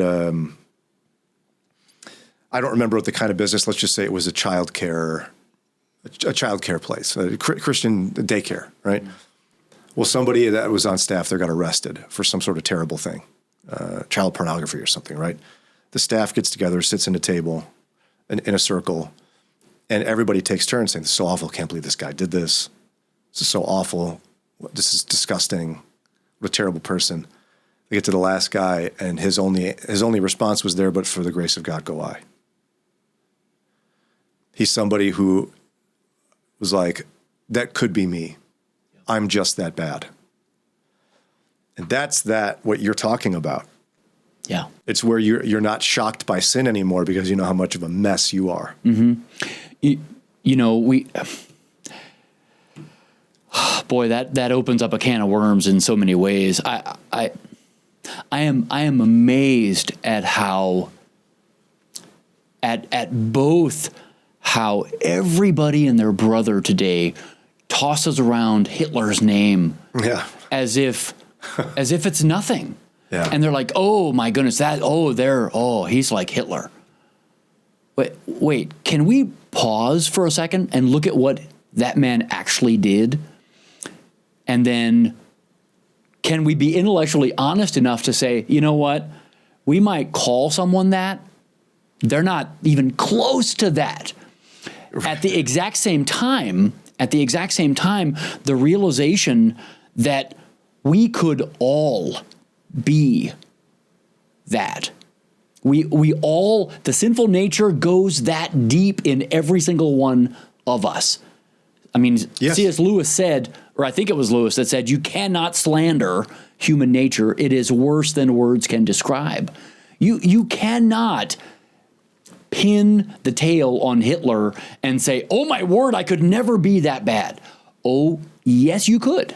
Oh yeah, no. This is why I love psychology so much, because my approach to the social sciences and hard sciences would be that since God's the creator of the universe, when you examine science, whether it's social science or physical science, God will be revealed in the midst of it, and human depravity is constantly revealed in psychology. But one of the classic examples is the Stanford prison experiment. Are you familiar with this? I believe it's Stanford prison experiment, but it was, you're no longer allowed to do this anymore. But essentially, a famous psychologist did an experiment with college students where they put them into a simulation of sorts, where they were sorted into two groups, guards and prisoners. And they were playing the role of guards and prisoners in this simulation. And it didn't take long for the prison guards to start becoming abusive to the prisoners. And this degraded to the point they had to stop it. Because human nature is so wicked that even in a psychological experiment, the other one would be, there's another famous one where somebody's brought in and they're told that there's somebody behind another wall that's going to get an electric shock, and they have to give them a quiz. I'm getting this partially wrong. I think I've heard of this one. And it's increasingly higher levels of electric shock. And many people, regular people, were giving lethal electric shocks. Seemingly. They didn't actually do it. Right. But they were willing to do it just because they were asked to do it. And compelled to do it with some pressure. You know what I mean? So like what you're saying, we all have that capability of wickedness within us. One thing that that is a pet peeve of mine, and I think Seth has heard this probably far too often, but I am increasingly annoyed with every Tom, Dick, and Harry's level of certainty about every single thing. Yeah. Everybody is so sure about everything. Yeah. And it doesn't seem like anybody has the guts anymore to say, you know, that's a good question. I don't know. That's right. I don't know. Yes. What do you think? And everybody is, bam, that's the answer. And just case closed. You know, Yes. we were talking about, you know, COVID and the masks, and everybody fell into these two camps in 2 seconds. Nobody was even having a conversation anymore. Or willing to listen or... No. Yeah, I mean, humility has lost its value in the church. And really, I don't remember the proper theological labels. My colleague Lauren Cuevas is better at this than me, but there are the non-negotiables of the Christian faith, and there really aren't many. You know, the virgin birth, substitutionary atonement, the resurrection, those things are non-negotiable. But everything else, we ought to be, you know, in fact, Paul talks about this in detail in 1 Corinthians.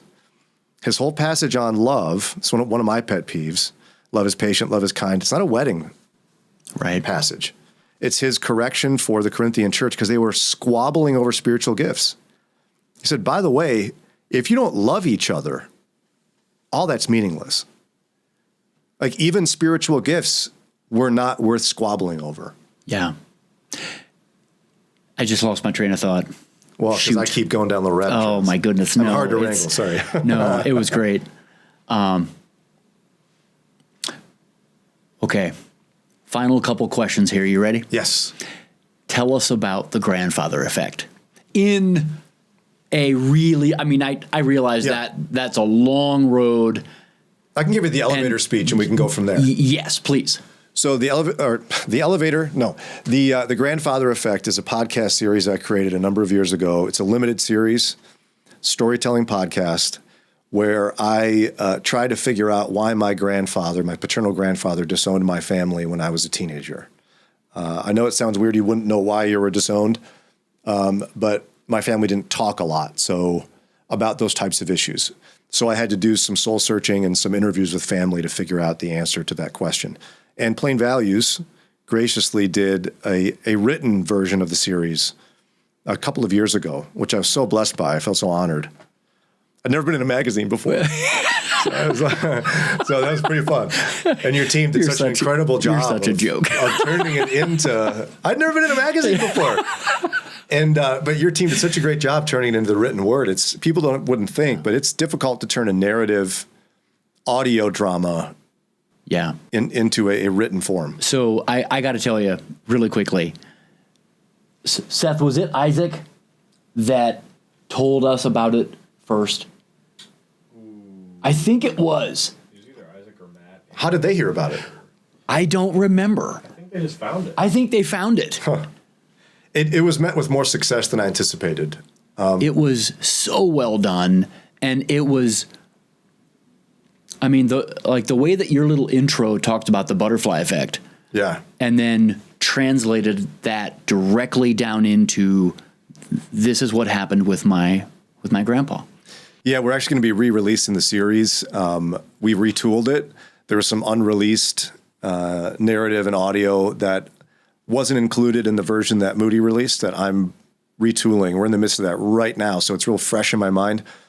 But yeah, I was just listening through that opening sequence. It is so good. And I think part of why I loved it so much that I came to you and I said, hey, listen, I'd love to put this out in our medium, which, by the way, my thought is just back as Marshall McLuhan, by the way. The medium is the message. I'd love to talk about that sometime. Sure, yeah. But when I listen to it, Brian, I'm telling you, the thing that I love the most is that it didn't have this fairy tale ending. Life doesn't always come together in a beautiful way. Right. And it's usually real. Usually doesn't. And again, that was intentional on my part because it was never intended to be a released series. I intended to make a demo to show my colleagues at that radio network that Christians can do storytelling podcasting. Because at that time, I mean, since then, there have been other ones like The Rise and Fall of Mars Hill and such, but which is a fantastic series. But nobody was doing storytelling. We do interview podcasts and we do preaching and teaching. And on top of that, Christians do one story arc. Mm-hmm. Now, I love salvation as much as the next guy, but the only stories we tell are ones where the pinnacle of the story arc is somebody gets saved. And usually it's terrible theology. You and I were chatting about this over breakfast, but, I'm bad, life is bad. You go on the story arc, I get saved, life is better. Right. And that's just not how life works. Right. And so I actually made the series one episode at a time. So I intentionally didn't know how it was going to end. A lot of people will gather all of the audio at once and go back and craft a story. That's what I thought you did. I didn't know that. Oh my goodness, I didn't know that. A series of probably 6 or 7 years because I did it alone and it took forever and there's COVID and all that. So I would, I wrote the introduction, I recorded it. I did, and I actually did an interview with Dr. Michael Rydell like that. Maybe I'll have to re-release, I've never released it about his disownment story, but, and then I interviewed my parents, and then I created the episode. And then I interviewed my uncle and my cousins, and then I created the episode. And then I interviewed experts. And so I didn't know it was going to end until I got there. I got to pause you. That takes real guts because you had no idea where this was going to go. I'm sorry. I did not realize that you actually did it in that sequence. Yeah, the idea was I produced the first 2 episodes, which was just like a narrative and then an interview with my parents. And it was intended only to be a demo. And I said to my boss at the time, my boss allowed me to make it. I said, the only way to keep this thing going is if I go to Minnesota and interview some family, and I'm not paying for that. If you want me to keep doing this, because I lived in Ohio and I had a young family. So it got put on a shelf for a couple years. And then a new boss comes in, and I told him about the project. He said, well, go for it. We'll find a way to pay for it. And so, and in the end, I ended up investing. It was primarily a personal investment. And we did a trade of sorts where, but anyway, long story short, I was able to finish the project over a long series of events, but I ultimately didn't think anybody would want it because I ended up doing it on my own time. I'd come in on Saturdays, record it on my own equipment. And at the end of the day, Moody ended up wanting to purchase the rights to the project. That was kind of a stilted version of the story, but yeah. Wow. Yeah, I didn't think it would ever get released. I think my parents were a little surprised it got released as well. What has come out of it as far as from the listener side? Have there been some stories of, that happened to me too? Yeah, that was the surprising part. Like I thought it would just be some, like voyeuristically, my story would be interesting. Right. But everyone I've talked to tells me at least a snippet of their own story. Because what people ended up doing is in our story, they caught glimpses of their own. Yeah. Because every family has a story of brokenness and broken relationships of some sort. I didn't realize how pervasive it was. In my mind, there were fairy tale Christian families that don't have any drama, but that's theologically silly. So I don't know why I thought that. But nonetheless, yeah, everyone sees a mirror of themselves in some way in it. I know you and I talked about that. It's so well done. I'm grateful you feel that way. I just love it. I'm excited to re-release it to give a little bit more depth to the story. And we've always talked about doing more seasons of it.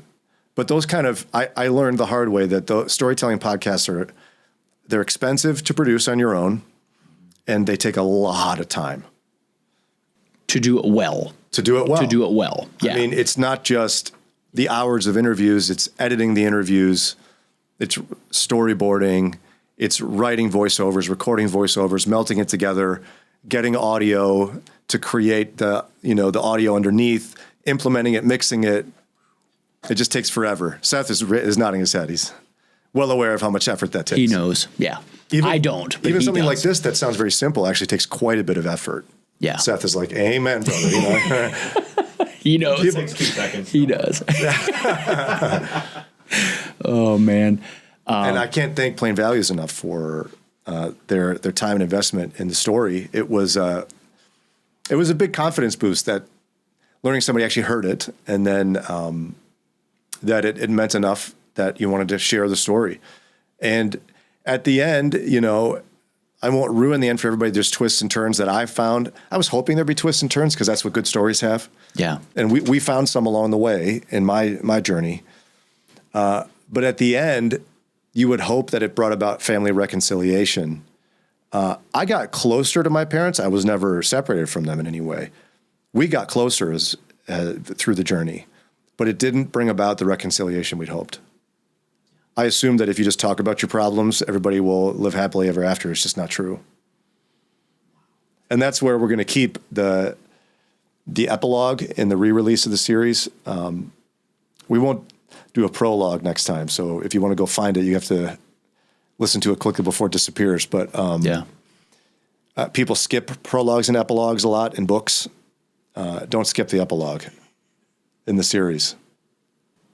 Yeah, it's worth it. Because this is part of the Christian life. You're not promised a happy ending other than, eternity with the Lord, which is pretty great.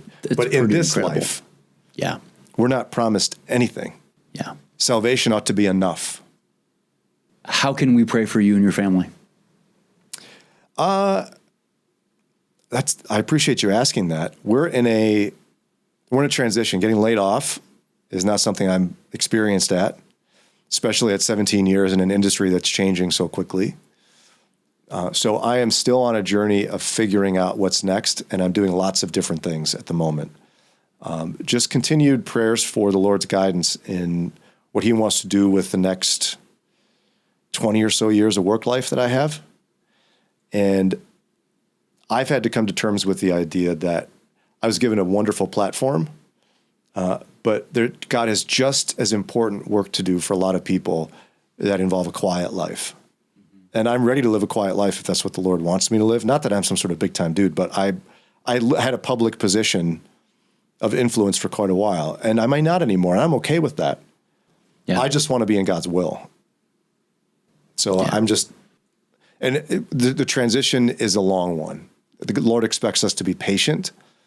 And I think I would rather have everything ironed out after a couple of weeks when you get laid off. But here I am probably 6 months out, and it's, well, not quite that long, probably 5 months out. And it's not totally clear yet. Mm-hmm. That's okay. Mm-hmm. It's stressful, but it's okay. Yeah.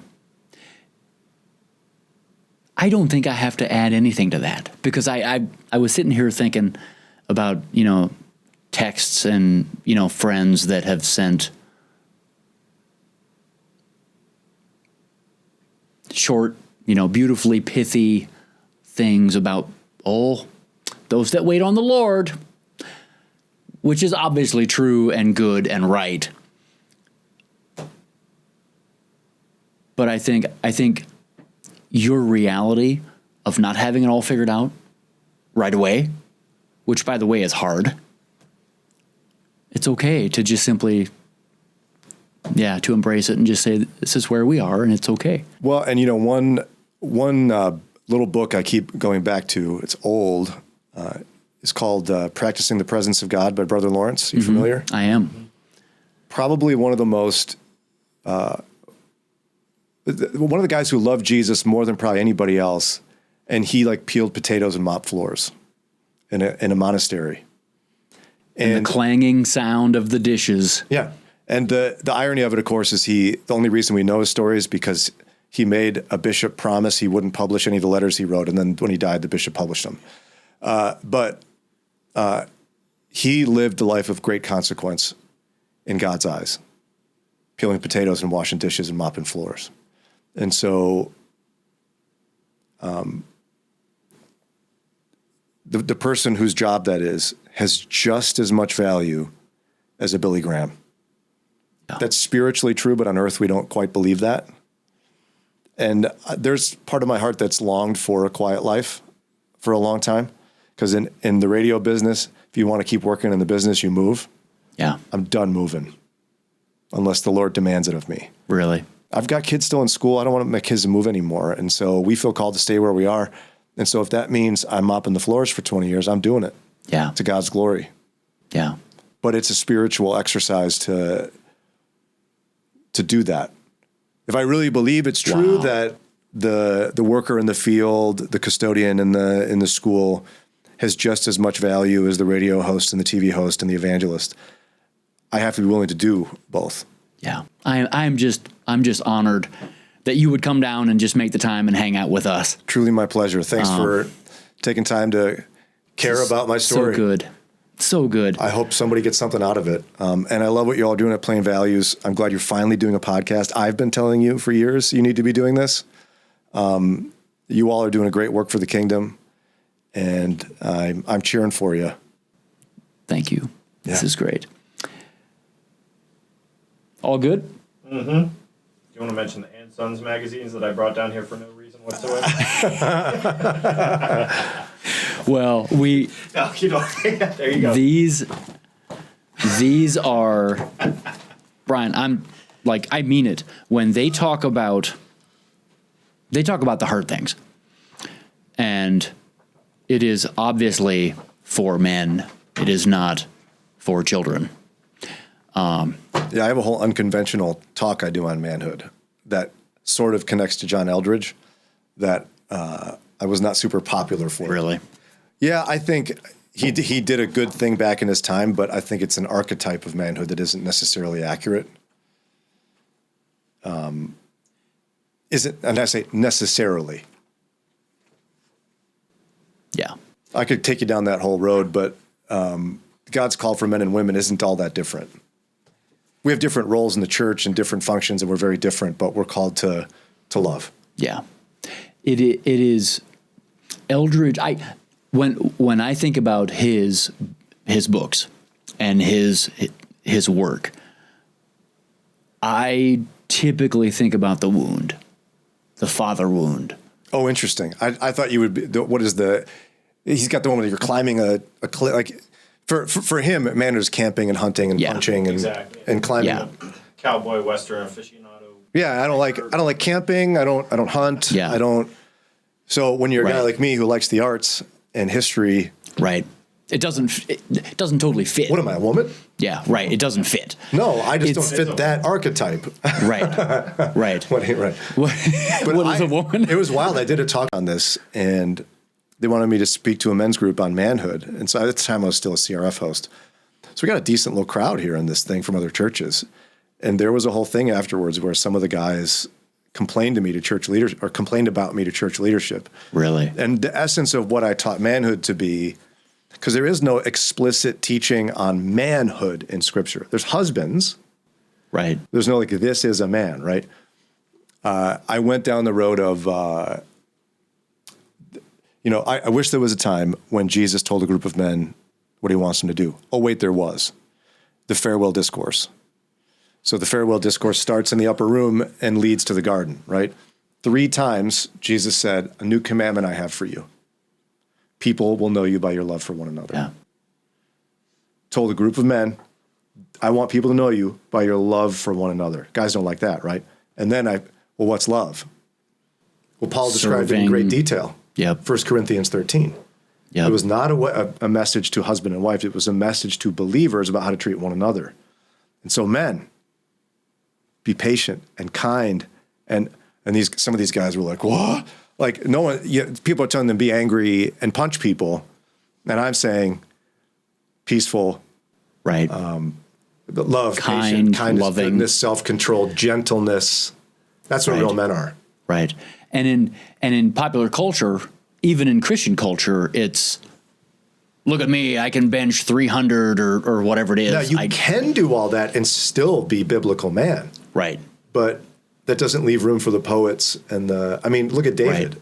David was a musician and a poet. Right. Matthew was a a mathematician. He was a tax collector. Do you know who John Lovell is? I know Jim Lovell was from Apollo 13. No, John. I think his wife's name is Rebecca. Maybe, I'm not sure. Anyway, he's a YouTuber. I think he was a SEAL. I'm not sure, but he has something called the Warrior Poet Society, and he is doing both of those things. Now, I have his book, but I've not read it. And he tends to take things down a prepper lane very quickly. But I do appreciate the fact that he makes room for, thoughtful, prose. There has to be room for that. And that's Lewis not a man? That's exactly right. Oh boy. I mean, Yeah. Tolkien and But some of these guys, I'm telling you, they were not happy. they were ticked off. That group of guys was much more into I want to teach my boys to be men. And a man is someone who's outside All the time. and chopping Yeah. wood and starting fires. And now I like doing some of those things, trust me, but Yeah. When it's an only thing, like that's the only way to be a man. Yeah, that's a Leaves. personal preference. Like, it's great to chop wood and be out west and Right. that is not the definition of a man, but many men do that. By the way, Exactly. spoken from a man who just killed a moose. Oh, Okay. yeah, we went to Canada. It was a good time. you'll be eating for like 2 years? How'd you get all that home? Did you drive? We drove. Okay, good. Yeah, we had a truck or like a pickup and a trailer and stuff. Was it a refrigerated trailer probably? Or did you have like No, we 18 had coolers? with ice, and then there was a freezer in there that we got 2 bulls. We went with a party of 4 and got 2 bulls. How many pounds each? they had like a little over 300 pounds of processed meat at the end, and I had like over 200 pounds. I had a smaller bowl. Did you keep the rack and everything? Yeah. Oh, geez. You got to put one up here. It's pretty cool. It's Yeah, pretty I have Yes, friends that who... makes me a man. Right? No, I have friends who live in Homer, Alaska, and they get a moose every year, and it feeds their family. Yeah. Yeah. The moose up in Alaska are a lot bigger than where we were, but it's still a moose. Still. It's like shooting an oversized horse. I mean, it makes a deer look like Oh, what's the point? a quail. I mean, it's like, what's the point? Like a quail, right. But yeah, and that's what I tried to articulate to these guys. I'm not saying that's not manhood. It is. But that's not what defines it. Christians tend to have a pendulum swing reaction to things. So culture is blurring the lines of gender. So we're going to swing and we're going to create lines of gender that don't exist. Yeah. Let's be Ubermen and wait, I think I've heard that too. Ubermenja, Germany, 1940. I don't know. I'm not sure. Right, exactly. You know? Which also tends to, by the way, be really destructive to Christian women when we do that. And it ends up pressing down Christian women. And so I've happened to surround myself over the years with some very talented Christian women. Yeah. That guess what? Some of them are smarter than me, and that's okay. Yeah. That's allowed. If I can say one thing about,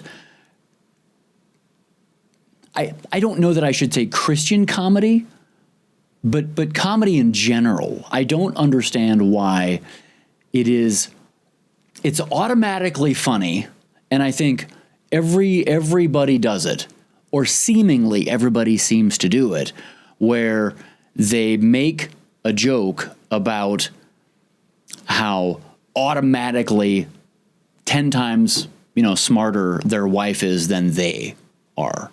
Oh, yeah. No, Do you know what I'm saying? Well, yeah, it became popular, right, in the late 80s. It's been around forever. Berenstain Bears father type of thing. Yeah, the man is the punchline. Right. Yeah. He's kind of an idiot. Homer No. Simpson. It's Homer Simpson. And Homer's hilarious. He is. I love Doug Heffernan. Brilliant. Unbelievably. Those shows are hilarious. Brilliant. But that's been destructive in society. Yeah. Absolutely. Yeah. So it's rare to find people who totally... But again, this is why the way of Christ is truly different than all of those things. And we actually lose something if we create a reactionary archetype. I try to describe that to these guys, and they just could not get it. Now, thankfully, church leadership got it. They're right there with me. Yeah. Like one of the guys said, it's an older guy, said years ago he read John Eldridge's book, and he went up and all excited to tell his wife about it and about how men, need someone to rescue, I think is one of his things. And she goes, well, I'm glad you're enjoying the book, but I don't need you to rescue me.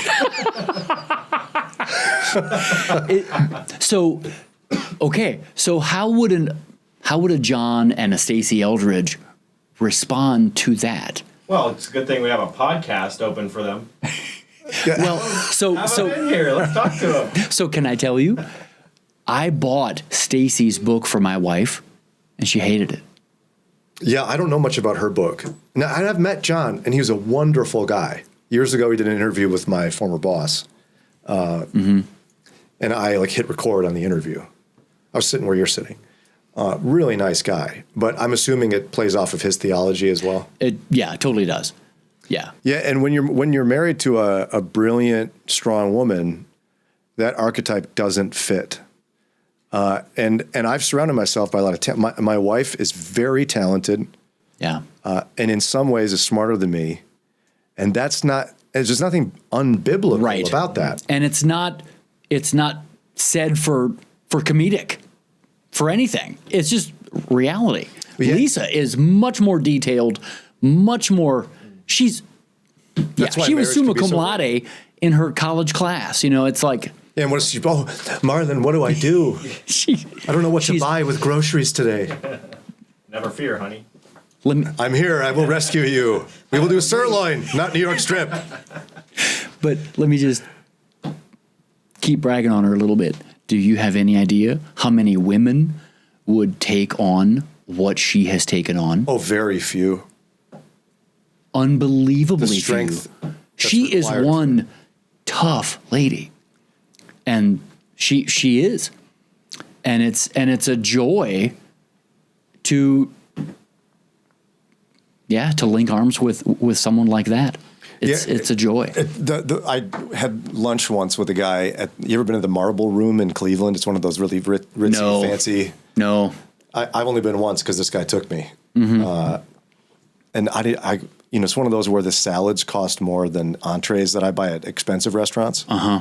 So he could tell I was all freaked out. And he's like, well, Brian, when I'm here, I normally order a salad and an entree. Okay. But his wife, and he's a very successful businessman. Brilliant. Apparently. And very wealthy. But if you meet his wife, she might be smarter. And she's certainly a stronger personality. And he quietly was talking to me about manhood in that sense. And he said, Brian, it's like the way he approaches the biblical view of it would be, it's like he's the CEO kind of, spiritually. But he hired good management, and he's there for a tiebreaker. But he's like, so the biblical theory being, you got two people, you need a tiebreaker. But at the end of the day, it's a partnership. That is a beautiful analogy. And I don't even necessarily like the hired a good manager bit part of it. Because when you look at Ephesians 5, I used to talk to Michael and Eva Rydelnik about this. You're familiar with Michael? He's the Bible Q&A guy at Moody. Great voice. And he loves Eva. Like, if you meet Eva, Eva will be your favorite. Really? He defers to Eva in many things. She knows the scriptures better than he does. Oh, my goodness. He actually, you won't know this, but she sits in the room with him when he does his show. And if you listen carefully, every once in a while, she'll give him an answer. And my goal whenever he was on once a week was to get her voiced on the air. You would shoot for that. Get her to laugh or say something. And Eva, can you hear me? and when you talk to them about it,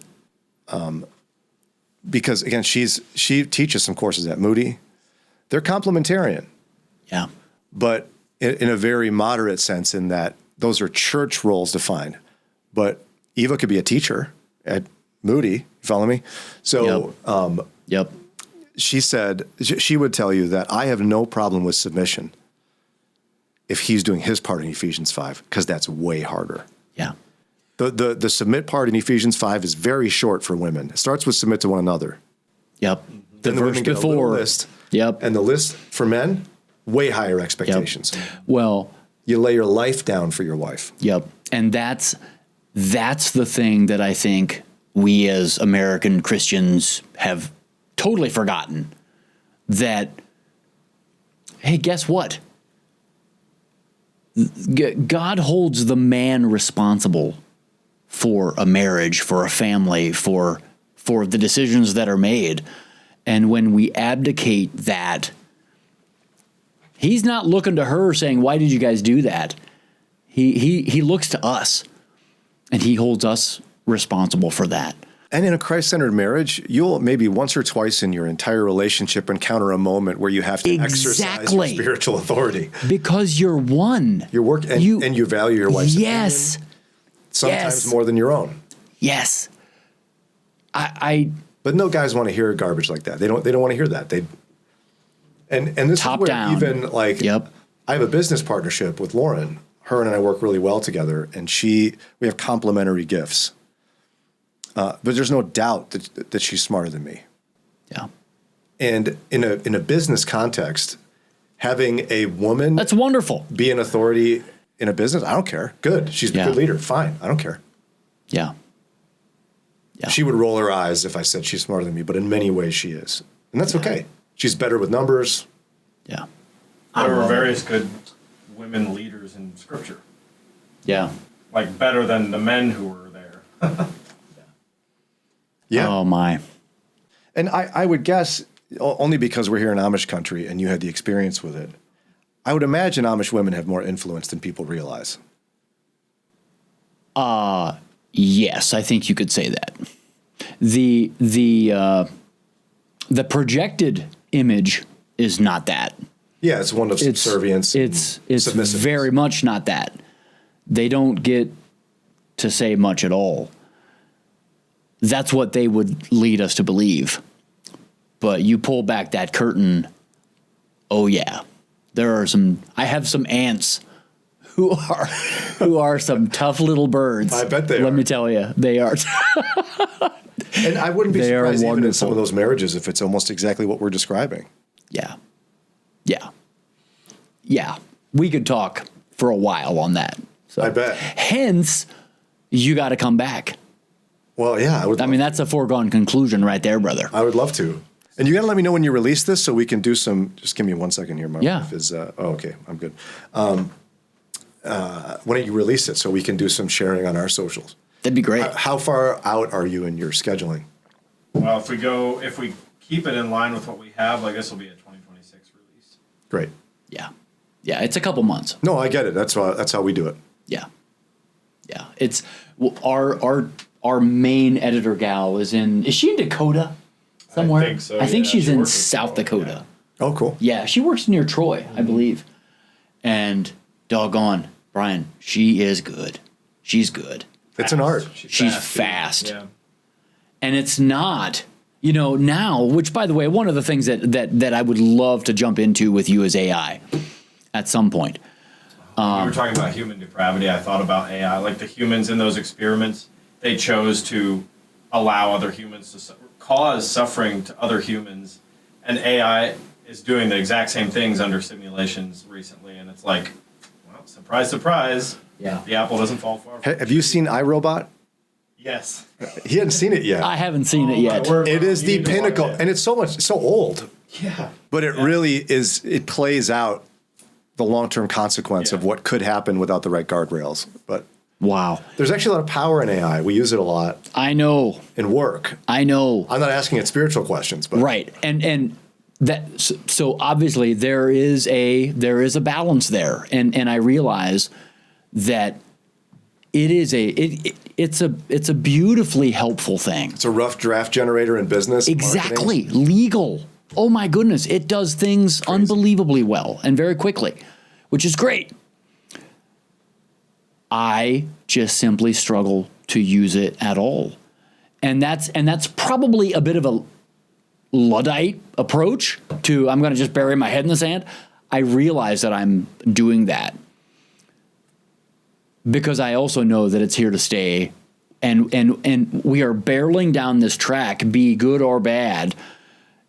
Do you remember? Of course you do. Do you remember the best line in Jurassic Park? The very first one? No, I'll remember it when I hear it.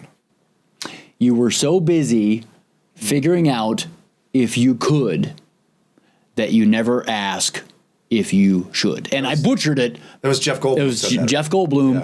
Yeah, it's a great line. It's a great line. It's the best line in the movie. And I think that's where we are. And I think, now it has become this threat of World War III deterrent to who can get to, this certain place of synchrony with AI the quickest. Well, Yeah. wait a second. What are we doing? Yeah, I tend more on the line of technology is neutral, people are evil. And so it's what we do with it that is either good or evil. Mm-hmm. I understand the caution in there's a lot of potential evil Yeah. and potential concern. I think it's destructive in education. It's going to cause us to think less. There's all those kinds of things. But Right. I totally realize that it is a blessing in many, many ways. I get it. I just don't know that I'm there to use it yet. Well, and I don't know. To each their own. You got to decide what's going to work best for you. But like my friend Lauren was irritated because she kept having to clean up people's messes in the kitchen. And so she sent an email to all the staff. But first, she went into ChatGPT and she said, write me an email in the style of a Pauline epistle that tells people that, and I want people to, in kitchenette A, you got to put your dishes away. And because she wanted them to read it. No one's going to read a boring email. So let me see if I can find this. Here Brian, this is so great. This is so fun. Okay. So in a Pauline verse, She said, write an email to my colleagues for me in the style of a Pauline epistle about keeping the kitchen clean. I want to include these things. okay. Dearly beloved colleagues, grace and peace to you from the kitchenette of Building A. I write to you regarding the order that has now been restored to our common kitchen. By much labor and the wiping away of crumbs, it has been set in better array. In the coming days, labels shall be affixed so that all may know where each vessel and provision rightly belongs. Like it. That's awesome. That is beautiful. Isn't that great? Grace and peace to you from the kitchenette of Building A. 100%. Oh my goodness. Apple error crash log comes up.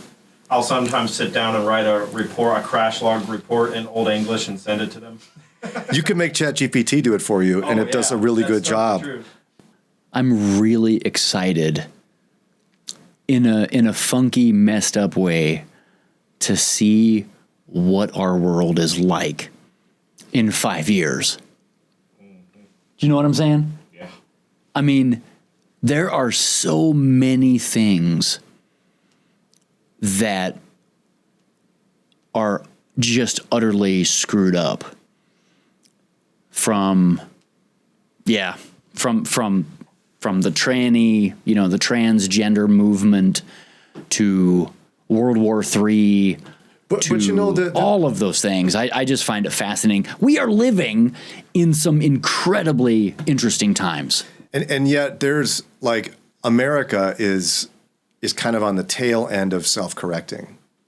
Europe in many ways has self-corrected some of those extreme liberal policies. I mean, their abortion laws are more conservative than ours. Are they really? Yeah, and here's the one people don't want to hear about. When you look at restrictions on abortion in Europe, they're very extreme. It's very difficult to get an abortion in Europe. And the reason for that is because their social services for pregnant women are so robust. Really? So Now, Americans don't want to hear this, but again, they have very high taxes there. But you have to have a really compelling reason in Europe to abort your baby. Because why wouldn't you have this baby? We have all these services for you. We're going to give you all these months off. We're going to give you money. We're going to give you support. Have this baby. Do they have a solid foster care system and adoptive families? I don't know about that, but they have such great social services and social welfare programs. But they're taxed to death. Right, but they are more restrictive. They are taxed to death, but this is like part of the. No, I'm not a socialist, but Right. Like we get so stuck in our minds in a capitalistic approach to life that totally free market has to be the way it is. Well, we don't know how many compromises we already make on some of this. But at the end of the day, what's the difference between saving babies by compelling somebody to not have an abortion versus making it undesirable to have one? The end result is still A life saved. that's exactly right. I was going to say an alive baby. Perhaps 2 lives saved. Right. But it's unconventional in our country to say, let's lavish pregnant women with so much support that it'd be unthinkable that they wouldn't have a baby because we don't want to spend the money. Well, and we don't want to raise our taxes. And wouldn't you, by necessity, incentivize that? And for America, for the conservative right, they don't ever want to incentivize what they deem irresponsible. Right. Which I understand, obviously. And that's why there's a high percentage of abortions within the Christian church, because people are too scared and ashamed to tell anybody that they're pregnant. Right. Because we haven't created a culture in which you can sin and still be loved. Yeah. I was listening to Malcolm Gladwell has a new series or a new season out of revisionist history. Gladwell just intrigues the snot out of me. And he's have you read David and Goliath? Yeah. I listened to the audiobook of it. Yeah. Oh gosh. Yeah. We have good. We have almost every one of Gladwell's books. Yeah. I'm in the middle of oh my word, I'm blanking. It's on my shelf right now. I'm in the middle of for crying out loud. I'm sorry. Tipping Point, blank? Yeah. It's Tipping Point Revisited or Tipping Point, yeah. Listened to I've been an audiobook kick. It's his new release of The Tipping Point. Yeah. But Revisited is not the right word. Whatever it is, yeah. But it's new stories. It's the new one. Yeah. Yeah, where he does big pharma stuff and not regret. Anyway, doesn't matter. I think he's rediscovered his faith. That's my question. He was raised in a Mennonite-ish community, right? Canada, right. Canada. I believe it sure seems like. And by the way, can I just ask? I'm going to bring up Rogan. Sure. Rogan, if you're listening, I think Rogan is this close to accepting Christ. You think so? I do.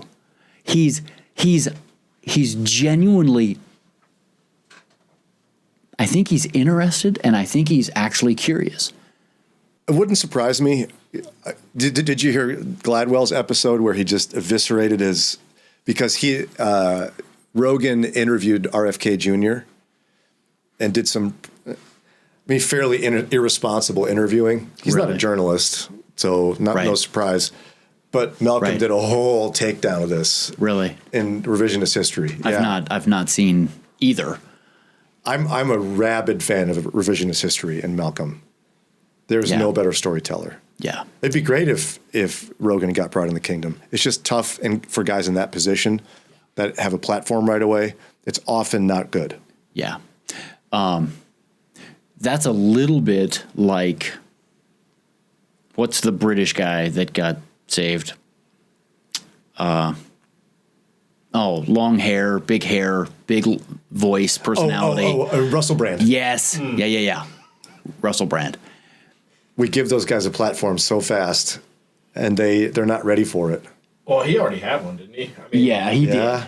He did. And it got weird, and they're baby Christians, and so much room for pride in a situation like that for them. It is, but I think, and obviously there's no judgment here at all, because I wouldn't know how I would handle that either. Right. But it seems like they're tossed into, because they're already there, they're tossed into this thing of being a voice for the church. And they're simply unprepared. When they're not prepared. Theologically, they are not prepared. And, Sean Ryan has a huge audience. Was it He was a Navy SEAL, then he was a CIA contractor, searched out the most dangerous places on the planet to go live because he was addicted to the highs of the rush, and ends up getting saved, starts a podcast, and still refers to himself as a baby Christian. And I think that's really wise. I think that's really wise. He's still got a lot of rough edges, you know, and he's not claiming. I'm not putting Sean on a pedestal here. Well, it's saying he's doing it well. It's the church that platforms people. They usually don't ask for it. Yeah, but a guy like Rogan already has such a platform. Yeah, it's fascinating, and it's funny. Do you listen to his show? Like, I don't know many people that actually listen. Rarely. Wes Huff interview. That was interesting. Nathan Apfel. Have you? No. Nathan Apfel did a documentary called The Religion Business. Oh. He was on Sean Ryan. He was not. I don't think he was on Rogan, but Chad Wright has been on Rogan, and that was one of Chad Wright was a SEAL. Solidly Christian, like solidly theologically sound. At least he got blasted by the other side for preaching Calvinistic theology. But he preached the gospel in a beautifully humble way. He's very bold and humble about it. To Joe Rogan? To Joe Rogan. This is open-minded guy. That's Rogan. Exactly what I was going to say. Right. The beauty about Joe is that he will let you speak. He will let you say your piece. Well, and that's part and I love that. I mean, it's 3-hour episodes or whatever, but that's how he gets people comfortable. And the way Malcolm describes it is they really start to get interesting about an hour and a half to 2 hours in. Yeah. Because he wears you down. Yeah. But it amazes me that the guy who hosted Fear Factor has the most listened to. I know. But one of the reasons he's so successful is because he was one of the first. Yeah. Yep. Not because he's the best. Now, ironically, wasn't Rogan and Jimmy Kimmel partners for a long time on a show? No, that was Adam Carolla. That was Adam Carolla. Who also is very successful. Carolla is fascinating. He left radio and he's very successful in podcasting. Very few people make a living in podcasting. Yeah. It's very difficult to do so. Yeah. Very few people do it. And I think a lot of people have the illusion that you can. Yeah. But you there's just buy only the equipment one and start and And building a decent sized audience is very difficult. Yeah. Yeah. And it costs a lot. Especially when the market's so flooded right now. Right. But in the case of Plain Values, where you already have an audience, that's where you can find some obvious traction. We had that with CRF. Lauren and I have that now with our previous employment there, where when you have a built-in audience, it's easier. If you don't, it's like, I almost would just tell people, don't. What's the point? No one's going to hear it except your mom. I know. And she's heard plenty from you, you know? Yeah. Oh, goodness. That is too good. Thank you. Yeah. This is great. We've been publishing Plain Values for almost 13 years now. And about a year ago, the team and I decided to put together a compendium, a best of, if you will, of our favorite stories, the most impactful stories of all those years. And Invited is what we built out of those conversations. It is 194 and 4 pages, and it is absolutely a thing of beauty. You know, we do a monthly gathering here where we just simply open our doors. It's called Porch Time. And the story of how Porch Time came to be and how our family was invited into that and how we are inviting you and every Tom, Dick, and Harry, anybody who wants to come can come and hang out at Porch Time here at the office in Winesburg. So it was such a natural fit to use the home of the founder of Porch Time and to call it Invited. You can find it on plainvalues.com on the shop page, and you can now consider yourself invited. So hold my hand In his book, Rembrandt is in the Wind, Russ Ramsey says that the Bible is the story of the God of the universe telling his people to care for the sojourner, the poor, the orphan, and the widow. And it's the story of his people struggling to find the humility to carry out that holy calling. Guys, that is what Plain Values is all about. If you got anything out of this podcast, you will probably love Plain Values in print. You can go to plainvalues.com to learn more and check it out. Please like, subscribe, and leave us a review. Guys, love you all. Thanks so much.